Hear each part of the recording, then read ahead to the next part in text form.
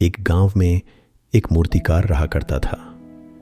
वह काफ़ी खूबसूरत मूर्तियां बनाया करता और इस काम से बहुत अच्छा कमा भी लेता था।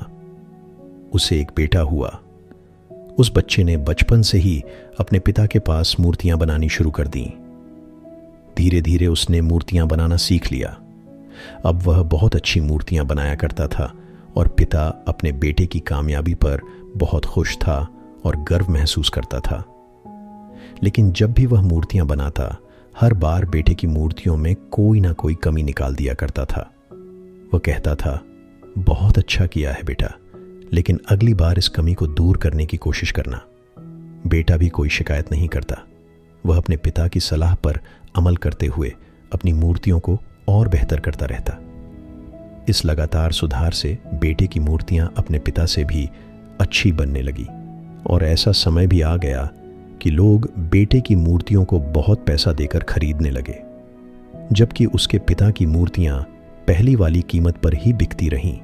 पिता अभी भी बेटे की मूर्तियों में कमियां निकाल ही देता था, लेकिन बेटे को अब यह अच्छा नहीं लगता कि कोई उसकी मूर्तियों पर कमियां निकाले और वह बिना मन के कमियों को स्वीकार करता था, लेकिन फिर भी अपनी मूर्तियों में सुधार कर ही देता था।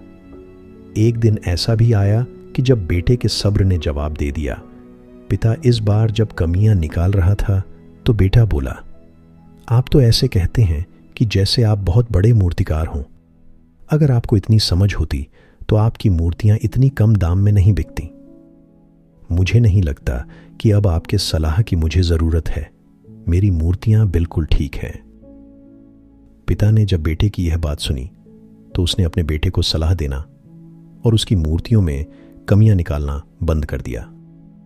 कुछ महीने तो वह लड़का खुश रहा, लेकिन फिर उसने यह महसूस किया कि लोग अब उसकी मूर्तियों की इतनी तारीफ नहीं किया करते हैं जितनी पहले किया करते थे, और उसके मूर्तियों के दाम बढ़ना भी बंद हो गए और उसकी बिक्री बहुत कम होने लगी।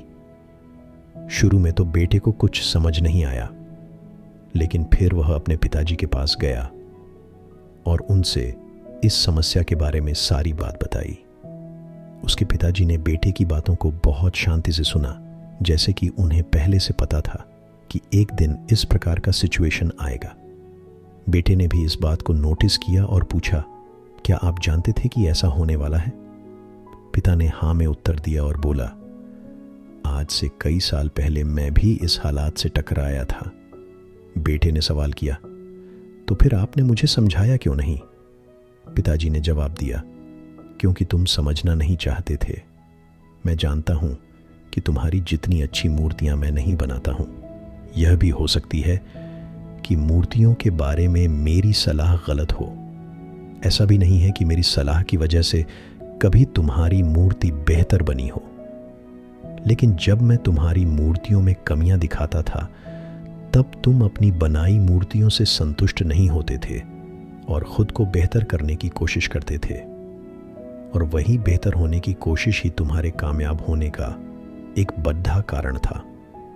लेकिन जिस दिन तुम अपने काम से संतुष्ट हो गए और तुमने यह भी मान लिया कि अब इसमें और बेहतर होने की कोई गुंजाइश ही नहीं है, तब तुम्हारी कामयाबी रुक गई।